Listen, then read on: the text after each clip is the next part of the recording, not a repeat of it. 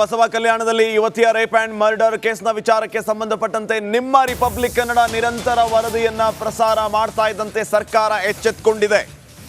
Republic Kannada ವರದಿ ಬಳಿಕ ಸರ್ಕಾರ ಅಲರ್ಟ್ ಆಗಿದೆ. 6 ದಿನಗಳ ಬಳಿಕ ಕೊನೆಗೂ ಸಂತ್ರಸ್ತೆಯ ಮನೆಗೆ ಭೇಟಿಯನ್ನ ನೀಡಿದ್ದಾರೆ. ಕಾಂಗ್ರೆಸ್ನ ಮುಖಂಡ ಮಾಜಿ MLC ವಿಜಯ್ ಸಿಂಗ್ ಭೇಟಿಯನ್ನ ನೀಡಿರೋದು. ಕುಟುಂಬಸ್ಥರಿಗೆ ವಿಜಯ್ ಸಿಂಗ್ ಧೈರ್ಯ ಹೇಳಿದ್ದಾರೆ. ಘಟನೆ ಬಗ್ಗೆ ಮುಖ್ಯಮಂತ್ರಿಗಳ ಗಮನಕ್ಕೆ ತರಲಾಗಿದೆ, ನಾವು ನ್ಯಾಯ ಕೊಡಿಸ್ತೀವಿ ಅಂತ ಕುಟುಂಬಸ್ಥರಿಗೆ ಭರವಸೆಯನ್ನು ನೀಡಿದ್ದಾರೆ ಕಾಂಗ್ರೆಸ್ನ ಮುಖಂಡರಾಗಿರುವ ಮತ್ತು ಮಾಜಿ MLC ವಿಜಯ್ ಸಿಂಗ್ ಅವರು. ಎಲ್ಲ ವಿಚಾರಗಳಿಗೆ ಸಂಬಂಧಪಟ್ಟಂತೆ ಇನ್ನಷ್ಟು ಮಾಹಿತಿಯನ್ನು ನೀಡುತ್ತಾರೆ ನಮ್ಮ ಪ್ರತಿನಿಧಿ ಮಲ್ಲಿಕಾರ್ಜುನ್ ಮರಕೆಲೆ. ಈಗ ನೇರ ಸಂಪರ್ಕದಲ್ಲಿ ಮಲ್ಲಿಕಾರ್ಜುನ್, ಸರ್ಕಾರ ರಿಪಬ್ಲಿಕ್ ಕನ್ನಡದ ವರದಿಯ ನಂತರ ಎಚ್ಚೆತ್ತುಕೊಂಡಿದೆ. 6 ದಿನಗಳ ಬಳಿಕ ಫೈನಲಿ ವಿಜಯ್ ಸಿಂಗ್ ಕಾಂಗ್ರೆಸ್ನ ಮುಖಂಡರು ಅವ್ರ ಮನೆಗೆ ಹೋಗಿದ್ದಾರೆ, ಕುಟುಂಬಸ್ಥರಿಗೆ ಧೈರ್ಯ ಹೇಳಿದ್ದಾರೆ, ಮುಖ್ಯಮಂತ್ರಿಗಳ ಗಮನಕ್ಕೆ ತಂದಿದ್ದೀವಿ ಅಂತ ಹೇಳಿದ್ದಾರೆ, ನ್ಯಾಯ ಕೊಡಿಸ್ತೀವಿ ಅಂತ ಭರವಸೆ ನೀಡಿದ್ದಾರೆ. ಇದು ಕಾರ್ಯರೂಪಕ್ಕೆ ಬರಬೇಕು, ಕೇವಲ ಭರವಸೆಯಾಗಿ ಉಳಿಬಾರ್ದು ಅನ್ನುವಂಥದ್ದು ನಮ್ಮ ಆಶಯ. ಸದ್ಯಕ್ಕೆ ಏನೆಲ್ಲ ನಡೀತಾ ಇದೆ, ಏನು ಅಪ್ಡೇಟ್ಸ್ ಕೊಡ್ತೀರಿ?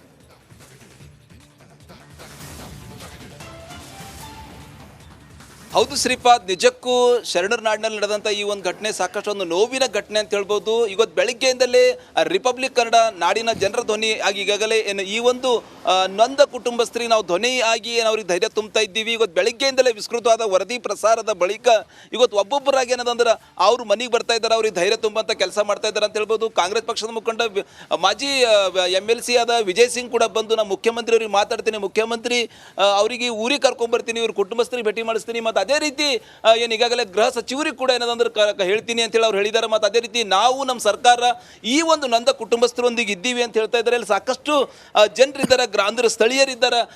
ಬೆಳಿಗ್ಗೆಯಿಂದಲೇ ನಾವು ವಿಸ್ತೃತವಾದ ವರದಿ ಪ್ರಸಾರ ಮಾಡಿದ ಬಳಿಕ ಕಲಬುರಗಿ SP ಕೂಡ ಆಗಮಿಸಿದರು. ಸಂಜೆ ಏನದಂದ್ರೆ ಸಂಸದ ಸಾಗರ್ ಖಂಡ್ರೆ ಇರ್ಬೋದು, ಕ್ಷೇತ್ರ ಶಾಸಕ ಶರಣು ಸಲ್ಗಾರ್ ಕೂಡ ಬಂದು ಆ ಒಂದು ಕುಟುಂಬಸ್ಥರಿಗೆ ಪರಿಹಾರದ ಚೆಕ್ ಕೂಡ ಕೊಡೋರಿದ್ದಾರೆ ಅಂತೇಳಿ ಏನು ಹೇಳ್ಬೇಕಂತ ಈ ಸಂದರ್ಭದಲ್ಲಿ? ಸರ್, ನಾನು ಮೊದಲಿಗೆ ನಿಮ್ಮದೇನು ರಿಪಬ್ಲಿಕ್ ಕನ್ನಡ ಏನು ನ್ಯೂಸ್ ಮಾಧ್ಯಮ ಇದೆ, ನಿಮಗೆ ಧನ್ಯವಾದಗಳು ಹೇಳ್ತೀನಿ ಸರ್. ಯಾಕಂದರೆ ಇವತ್ತಿಗೆ 6 ದಿವಸ ಆಯ್ತು ಸರ್, ಒಬ್ಬರು ಏನದ ಅಂತಂದ್ರೆ ಹಣೆಗೆ ಹಾಕಿರಲಿಲ್ಲ. ಇವತ್ತು ನೀವೇನು ಬೆಳಗ್ಗೆಯಿಂದೇನು ಸತತವಾಗಿ ನೀವೇನು ನ್ಯೂಸ್ ತೋರಿಸ್ತಾ ಇದ್ದೀರಿ ನಮ್ಮದು. ಅದು ಬೆಳಗ್ಗೆ ಏನಂದ್ರೆ ಗುಲ್ಬರ್ಗ SP ಅವ್ರು ಬಂದು ಹೋದರು, ಮತ್ತು ಭೇಟಿ ಕೊಟ್ಟರು. ಅವರು ಸೋಷಿಯಲ್ ವೆಲ್ಫೇರ್ದವ್ರು ಬಂದಿದ್ದರು ಇವತ್ತು.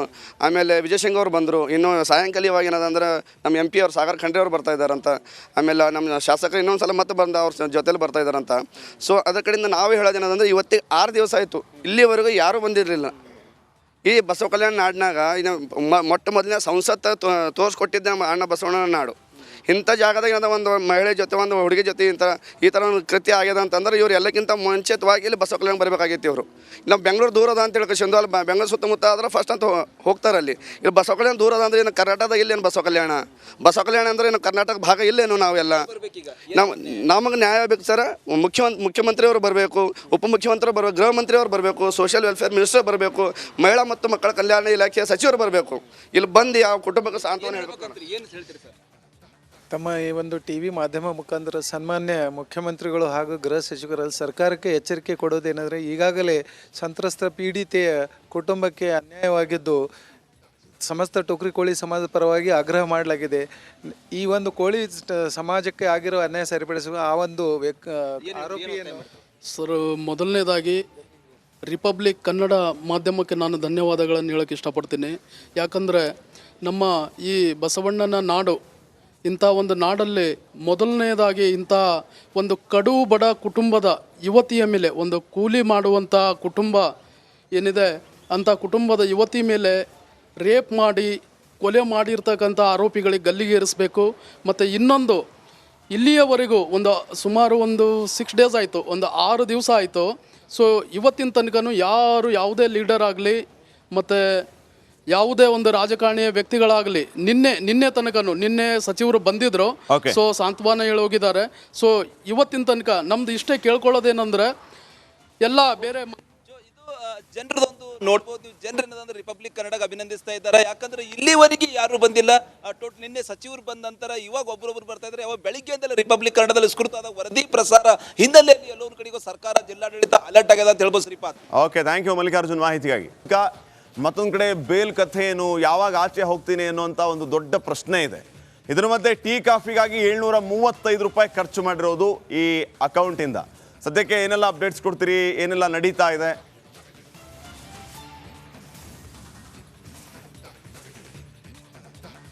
ಶ್ರೀಪಾದ್, ಇಷ್ಟು ದಿನ ಚಾರ್ಜ್ ಶೀಟ್ ಟೆನ್ಷನ್ನಲ್ಲಿ ದರ್ಶನ್ ಇದ್ದರು. ನಿನ್ನೆ ಏನು ಚಾರ್ಜ್ ಶೀಟ್ ಸಲ್ಲಿಕೆ ಆಯಿತು, ಆ ಬಳಿಕ ಅವರ ಕುಟುಂಬಸ್ಥರು ಕೂಡ ಬಂದು ಹೋದರು. ಒಂದಷ್ಟು ರಿಲೀಫ್ಗೆ ದರ್ಶನ್ ಅವರು ರಿಲೀಫ್ ಆಗಿರ್ತಕ್ಕಂಥದ್ದು. ಅಂದರೆ ಮೊದಲಿಗೆ ಚಾರ್ಜ್ ಶೀಟ್ ಟೆನ್ಷನ್ನಲ್ಲಿದ್ದರು, ಸಾಕಷ್ಟು ಅದರಲ್ಲಿರ್ತಕ್ಕಂಥ ಅಂಶಗಳಿಂದ ಸಾಕಷ್ಟು ಒಂದು ರೀತಿಯ ಆತಂಕಕ್ಕೂ ಕೂಡ ಒಳಗಾಗಿದ್ದರು. ಯಾವಾಗ ನಿನ್ನೆ ಅವರ ಕುಟುಂಬಸ್ಥರು ಬಂದು ಹೋದರು, ಆ ಬಳಿಕ ರಿಲೀಫ್ ಆಗಿದ್ದಾರೆ. ಜೊತೆಗೆ ದಿನನಿತ್ಯ ಅವರಿಗೆ ಕಾಲವನ್ನು ಕಳೆದು ಬಳ್ಳಾರಿ ಸೆಂಟ್ರಲ್ ಜೈಲಿನಲ್ಲಿ ಒಂದು ರೀತಿಯ ನರಕದ ವಾತಾವರಣ ಇದೆ ಅಂತ ಹೇಳಿದರೆ ತಪ್ಪಾಗಿಕ್ಲಿ. ಯಾಕಂದರೆ ಪ್ರತಿಯೊಂದು ಸೌಲಭ್ಯಕ್ಕೂ ಕೂಡ ದರ್ಶನ್ ಅವರು ಗೋಗರಿಯುವಂಥ ಪರಿಸ್ಥಿತಿ ಇಲ್ಲಿ ನಿರ್ಮಾಣವಾಗಿದೆ.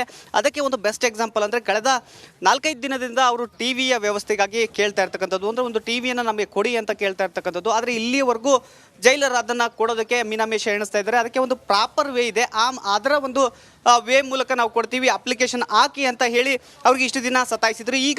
ಇವತ್ತು ಅವರಿಗೆ ಟಿ ವಿಯನ್ನು ಕೊಡುವ ವ್ಯವಸ್ಥೆ ಇರತಕ್ಕಂಥದ್ದು. ಇನ್ನೊಂದು ಕಡೆಗೆ ದರ್ಶನ್ ಅವರು ಪರಪ್ಪನ ಅಗ್ರಹಾರ ಜೈಲಿನಲ್ಲಿದ್ದಾಗ ಒಂದಷ್ಟು ಅಂದರೆ ಜೈಲಿಗೆ ಮೊದಲು ಹೋದಂಥ ಸಂದರ್ಭದಲ್ಲಿ 35,000 ರೂಪಾಯಿಯನ್ನು PPC ಅಕೌಂಟಿಗೆ ಆಗಿರ್ತಾರೆ. ಅಂದರೆ ನೀವು ಹೇಳಿದಾಗೆ ಎಕ್ಸಾಕ್ಟ್ಲಿ PPC ವಿಚಾರಣಾಧೀನ ಕೈದಿಗಳಿಗೆ ಒಂದು ಅಕೌಂಟ್ ಇರುತ್ತೆ. ಅಲ್ಲಿರ್ತಕ್ಕಂಥ ಒಂದು ಕ್ಯಾಂಟೀನಲ್ಲಿ ಅವರಿಗೆ ಸಣ್ಣ ಪುಟ್ಟ ವಸ್ತುಗಳು ಬೇಕಾದಾಗ ತೆಗೆದುಕೊಂಡು ತಿನ್ನಬಹುದು, ಮತ್ತು ಕಾಫಿ ಟೀ ಕೂಡ ಅಲ್ಲಿ ತೆಗೆದುಕೊಳ್ಬೋದು. ಹೀಗಾಗಿ ಆ ಹಣವನ್ನು ಖರ್ಚು ಮಾಡೋದಕ್ಕೆ ಅವರು ಅಲ್ಲಿ ಮಾಡ್ಬೋದಾಗಿರುತ್ತೆ.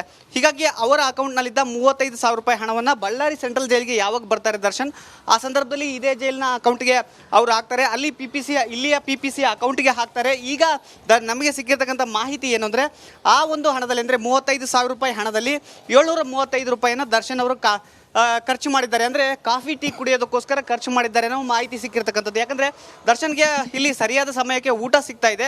ಊಟ ಹೆಚ್ಚು ಮಾಡ್ತಾ ಇಲ್ಲದೆ ಇದ್ದರೂ ಕೂಡ ಅವರ ಪತ್ನಿ ವಾರದಲ್ಲಿ 1 ಬಾರಿ 2 ಬಾರಿ ಬಂದು ಹೋಗ್ತಾ ಇರ್ತಕ್ಕಂಥ ಹಿನ್ನೆಲೆಯಲ್ಲಿ ಕೆಲವೊಂದಿಷ್ಟು ಡ್ರೈ ಫ್ರೂಟ್ಸ್ಗಳನ್ನ ತರ್ತಾರೆ, ಹೊರಗಡೆ ತಿಂಡಿಗಳನ್ನು ಕೂಡ ತಂದು ಕೊಡ್ತಾ ಇರ್ತಕ್ಕಂಥದ್ದು. ಅದರ ಜೊತೆಗೆ ದರ್ಶನ್ ಅವರು ಸಾಕಷ್ಟು ಟೆನ್ಷನ್ಗೆ ಕೂಡ ಒಳಗಾಗಿರ್ತಕ್ಕಂಥ ಹಿನ್ನೆಲೆಯಲ್ಲಿ ಪದೇ ಪದೇ ಟೀ ಕಾಫಿಗೆ ಮೊರೆ ಹೋಗ್ತಾ ಇದ್ದಾರೆ ಅನ್ನುವ ಮಾಹಿತಿ ನಮಗೆ ಲಭ್ಯವಾಗಿರ್ತಕ್ಕಂಥದ್ದು. ಇನ್ನು ಬೇಲ್ ವಿಚಾರದ ಬಗ್ಗೆ ನೀವು ಕೇಳಿದ್ರಿ.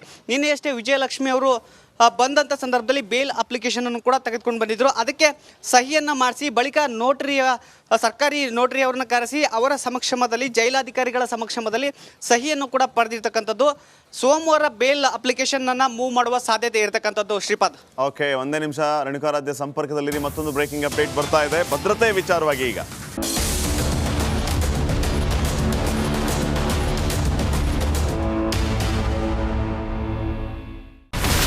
ಇಲ್ಲಿರುವಂತ ಈ ಒಂದು ಗುಡ್ಡ ಕುಸಿದ ಪರಿಣಾಮ ಯಾವ ರೀತಿಯಾಗಿತ್ತು ಅಂತಂದ್ರೆ, ಗಂಗಾವಳಿ ನದಿ ಪಕ್ಕದಲ್ಲಿರುವಂತಹ ಉಳುವರೆನ್ನುವ ಗ್ರಾಮ ಸಂಪೂರ್ಣವಾಗಿ ಇವತ್ತು ನಾಶ ಆಗಿದೆ.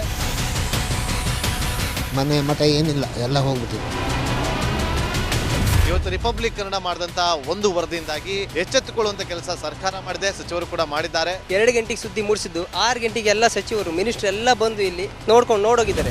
ಎಲ್ಲಾ ಜನರಿಗೂ 1,20,000 ಮತ್ತೆ ಅವರಿಗೆ ಮನೆಗೆ 5 ಲಕ್ಷ. ಈ ಸುದ್ದಿಯನ್ನ ಎಲ್ಲ ಒಂದು ಅಧಿಕಾರಿಗಳಿಗೆ ಮೂಡಿಸಿದ್ದಕ್ಕಾಗಿ ರಿಪಬ್ಲಿಕ್ ಕನ್ನಡ ಟಿವಿಗೆ ಧನ್ಯವಾದ ಹೇಳಿ ಇಷ್ಟಪಡ್ತೇವೆ. ಮನೆನೂ ಕೊಡ್ತೇವೆ, ಮಕ್ಕಳ ಶಿಕ್ಷಣಕ್ಕೆ ತೊಂದರೆ ಆಗದೆ ಇದ್ದಂಗೆ ಹೆಲ್ಪ್ ಮಾಡ್ತೇವೆ. 1,20,000 ಮನೆ ಯಾರ್ದ್ರ ಡ್ಯಾಮೇಜ್ ಆಗಿದೆ ಅದನ್ನ ಕೊಡ್ತೀವಿ ಅಂತ ಒಪ್ಕೊಂಡಿದ್ದಾರೆ. ನಮ್ಮ ಕಷ್ಟಕ್ಕೆ ನೀವು ರಿಪಬ್ಲಿಕ್ ಕನ್ನಡದವರಾದಂತ ನೀವು ನೆರವಾಗಿರ್ತ ನಾವು ನಂಬಿದ್ದೇವೆ.